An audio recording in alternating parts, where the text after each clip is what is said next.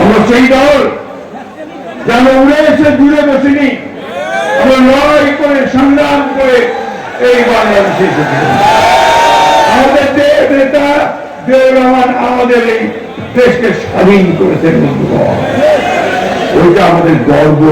1971 সালে আমাদের নেতা গণতন্ত্র দিয়েছেন, আমাদের নেত্রী আমাদেরকে সামনের দিকে পার্লামেন্টারি ফর্ম গভর্নমেন্ট দিয়েছেন।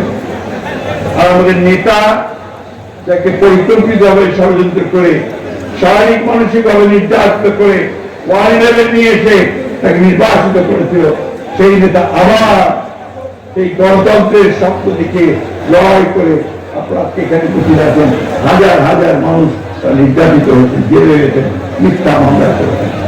আপনারা অসংখ্য মানুষ নিহত হয়েছেন, শহীদ হয়েছেন, অথচ আপনার গভর্নমেন্ট কোনদিন মাথা মতো করেননি। আমি নিজেই জানি আপনারা রাস্তাঘাট আটকে দিয়েছেন সে আন্দোলনের সময়, ঠিক না? সে কথা ঠিক।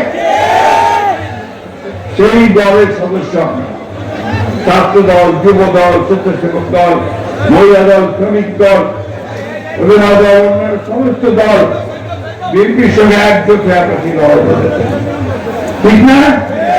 আপনারা সেই দলের গর্বিত সদস্য, তাই না?